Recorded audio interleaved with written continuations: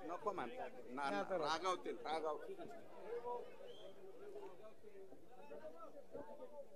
आपल्या सगळ्यांचे लोकप्रिय उमेदवार,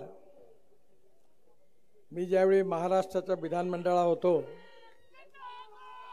माझे सहकारी आदरणीय सुरेशजी धस,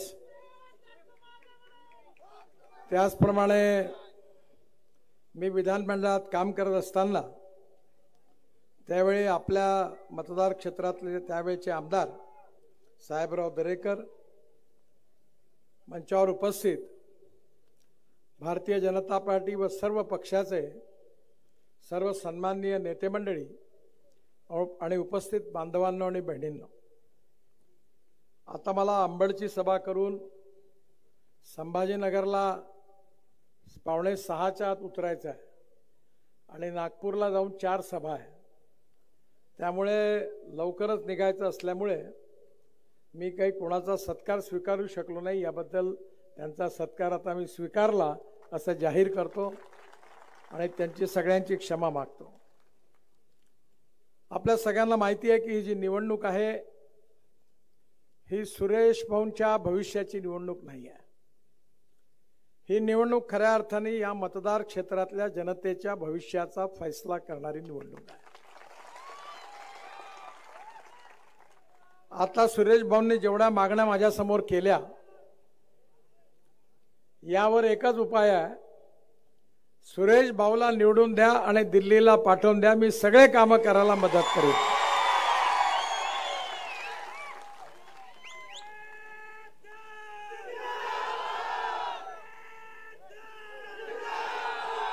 सुरेश भाऊंनी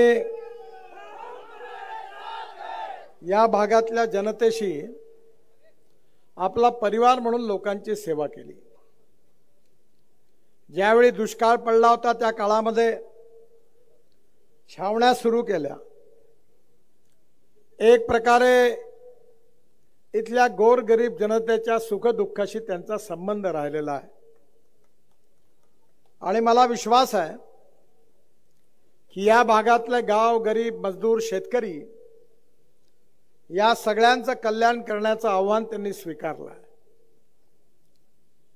मी पण 4 साखर कारखाने चालवतो आणि मला विश्वास आहे की आमच्या सरकारने सगळ्यात मोठा निर्णय कोणता घेतला असेल तर इथेनॉल निर्माण करण्याचा निर्णय, हा ऐतिहासिक निर्णय घेतला. आज जर इथेनॉल नसतं तर 90% कारखान्यांनी दिवाळं पिटलं असतं आणि ते कारखाने संपले असते. आपल्या देशातला शेतकरी केवळ अन्नदाता नाही आहे, तो ऊर्जादाता आहे आणि आता केवळ ऊर्जादाता नाही तर इंधनदाता झाला आहे. इंधनदाता नाही तर डांबर पण तयार करायला लागला आहे आणि येणाऱ्या काळामध्ये आपल्या इथला शेतकरी आता विमान जे उडतात त्या विमानाचं हवाई इंधन पण तयार करणारा होणार आहे. तुम्हाला माहिती आहे मी फोकनाड मारणारा नेता नाही आहे. मैं जो बात करूंगा वो डंके की चोट पर पूरी करके दिखाऊंगा. मी जे म्हटलं ते होईल आणि ते झालंय. आणि म्हणून मी तुम्हाला सांगतो की या देशातल्या शेतकऱ्याचं कल्याण करण्यामध्ये आमच्या सरकारने जे धोरणं स्वीकारलेली आहे त्यामुळे गावाचं चित्र बदलल्याशिवाय राहणार नाही. आज कापूस स्वस्त आहे, कपडा महाग आहे, गहू स्वस्त आहे, ब्रेड बिस्किट महाग आहे, टमाटर संत्रा स्वस्त आहे, ज्यूस महाग आहे. येणाऱ्या काळामध्ये आपल्याला सिंचनाच्या सुविधा वाढवायच्या आहेत. मी जेव्हा भारत सरकारचा जलसंधारण मंत्री होतो तेव्हा महाराष्ट्राला 12,000 कोटी रुपये दिले. 6,000 कोटी रुपये प्रधानमंत्री सिंचाई योजनेमध्ये दिले आणि 6,000 कोटी रुपये जे प्रकल्प 50% वरती पूर्ण झाले पण बंद पडले ते प्रकल्प पूर्ण करण्याकरता दिले. मराठवाड्यातले 8 प्रकल्प त्यामध्ये होते. आणि एवढंच नाही तर आज आता आमच्या सरकारने सगळीकडे सौर ऊर्जा पंपाची स्कीम सुरू केलेली आहे. तुम्हाला माझी विनंती आहे की सगळ्यात महत्त्वाची गोष्ट शेतकऱ्यांना कोणती असेल तर जलसंवर्धनाची गोष्ट महत्त्वाची आहे. आज आमच्या विदर्भामध्ये शेतकऱ्यांनी आत्महत्या केल्या. याचं सगळ्यात मोठं कारण सिंचनाचा अभाव होता. आणि म्हणून मी आपल्या राष्ट्रीय महामार्गाचा मंत्री असताना अनेक ठिकाणी नद्या नाल्याचं खोलीकरण रुंदीकरण केलं. 1000पेक्षा जास्त अमृत सरोवर बांधली.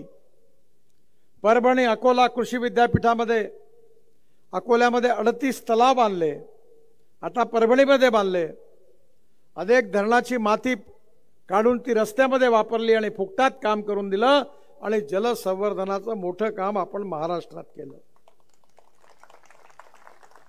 मला 9 डॉक्टरेट मिळाल्या. त्यापैकी महात्मा ज्योतिबा फुले राहुरी युनिव्हर्सिटीची, बाबासाहेब आंबेडकर औरंगाबाद संभाजीनगरची, त्याचबरोबर परभणी कृषी विद्यापीठाची, पंजाबराव देशमुख कृषी विद्यापीठाची, अशा अनेक डिलीट मिळाल्या. फार सोपं काम आहे. धावणाऱ्या पाण्याला चालायला लावा, चालणाऱ्या पाण्याला थांबायला लावा आणि थांबलेल्या पाण्याला जमिनीला प्यायला लावा. गावातलं पाणी गावात, घरातलं पाणी घरात, शेतातलं पाणी शेतात. जसा आपण आयुष्यभर पैसे गोळा करतो, नोकरी करत असताना दर महिन्याला डिपॉझिट करतो आणि रिटायरमेंट झाल्यावर सगळे पैसे मिळाले की बँकेत डिपॉझिट करतो आणि व्याजावर आपला उदरनिर्वाह करतो, तसं पाणी देखील डिपॉझिट केलं पाहिजे. प्रत्येक विहिरीचा पंप हा उन्हाळ्यात देखील 7 ते 8 तास चालला पाहिजे. आत्ताच मी माझ्या गावाला 3 विहिरी आहे माझ्याकडे आहे. भारत सरकारच्या योजनेतून 7.5 हॉर्स पॉवरचा 3 सोलर पंप आहे, पण केवळ 1च तास पाणी मिळायचं. मी गावाच्या नदीचं खोलीकरण रुंदीकरण केलं. आता 8 तास पाणी मिळतं. 60 एकराचं इरिगेशन आहे. एका एकरामध्ये 10 एकरात माझ्याकडे 880 टन, म्हणजे एका एकरात 88 टन ऊस झाला. आता माझ्याकडे तुरी ज्या आहेत त्या 6 फुटाच्या आहेत. साखर कारखान्यामधून जे खत होतं प्रेसमड स्पेंट वॉश पासून, त्याचं एक इंडियन ऑइलच्या फरीदाबादच्या लेबरून कल्चर आणलं. 50,000 टन खत तयार करतो. द्रोणमधून स्प्रेइंग केलं. पहिले युरिया आणि मिश्र खताच्या बॅग आपण विकत घेत होतो. खत फेकायचं काम करत होतो. 75% वाया जात होतं खत आणि फक्त 25% पिकाला जात होतं. आता द्रोणनी स्प्रेइंग केलं. आपल्या सरकारने महिला बचत गटाला द्रोण दिले आणि त्यामुळे आता आपण द्रोणनी जर स्प्रेइंग केलं तर 75% खत पिकाला जातं आणि 25% फक्त वेस्ट होतं. नवीन नवीन टेक्नॉलॉजी आणल्या. आमच्याकडे आम्ही जे तिरुपतीला केस कापतात लोक, ते 4 ट्रक केस आणून अॅम्युनो ॲसिड तयार करतो, प्लांट बुस्टर म्हणून. अॅम्युनो ॲसिड बेस्ड मायक्रोन्यूट्रियंट्स तयार केले आणि रशियातून एक स्पेशल ऑर्गॅनिक कार्बन वाढण्याकरता एक औषध तयार केलं. आणि आज आमच्या इथे 100-110 टनापर्यंत लोकांनी ऊस केला. जिथे 85.85 ऑर्गॅनिक कार्बन आहे तिथे ऊसाचं उत्पादन वाढलं. त्यामुळे आपल्याला उत्पादन वाढवायचं आणि उत्पादन खर्च कमी करायचा आहे.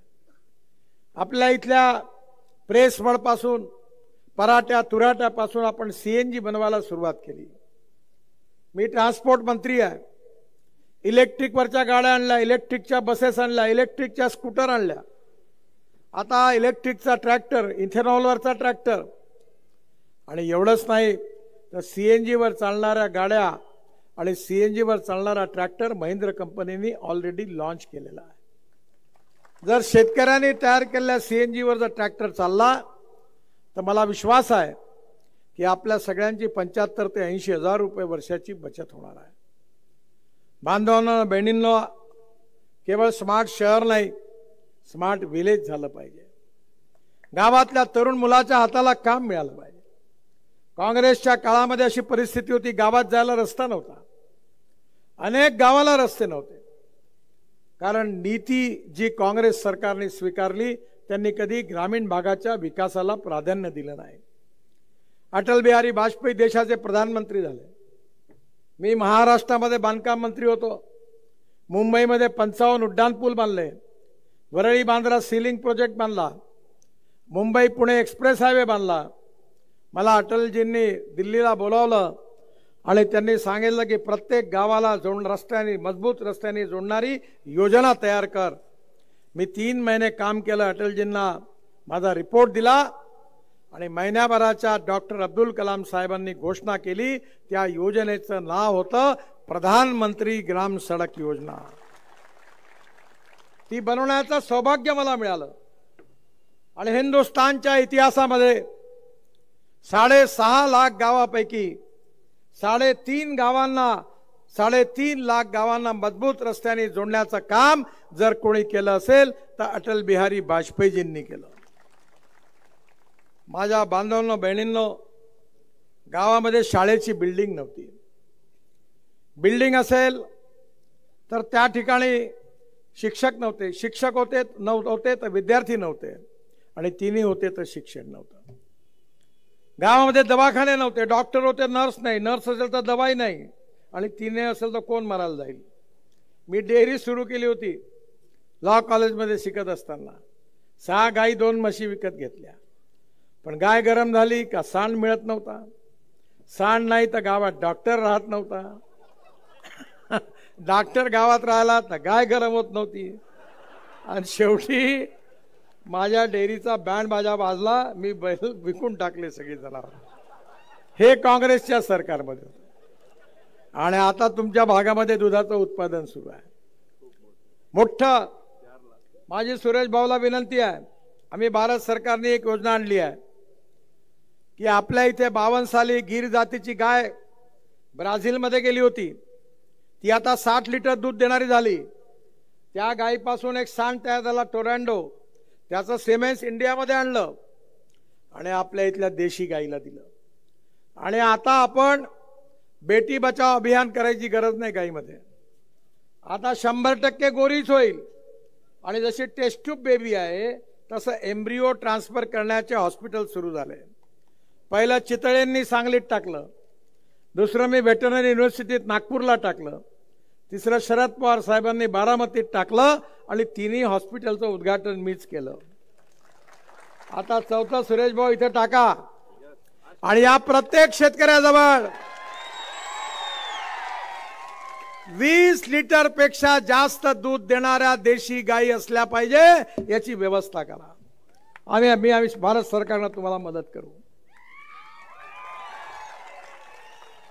मला माहिती आहे की दुधामुळे काय फायदा होतो. तुम्ही एवढ्या टाळ्या पिटता. मला माहिती आहे तुम्ही किती माल कमवता. काँग्रेस पक्षाने या मूलभूत प्रश्नाकडे लक्ष नाही दिलं. तर त्यांनी सांगितलं की भारतीय जनता पार्टी निवडून आली तर बाबासाहेबांचं संविधान बदलवणार आहे. मी कायद्याचा विद्यार्थी आहे, लॉ ग्रॅज्युएट आहे, संविधान शिकलो आहे, पेपर दिलाय. तुम्हाला आठवतं 84 साली केशवानंद भारती केस झाली सुप्रीम कोर्टात. चीफ जस्टिस ऑफ इंडिया आणि त्यांच्याबरोबर 10 न्यायमूर्ती खंडपीठाने निर्णय दिला आणि त्या निर्णयात असं सांगितलं की silent features of the constitution cannot be change. भारतीय घटनेचे मूलभूत तत्व कोणी बदलू शकत नाही, बदलणार नाही.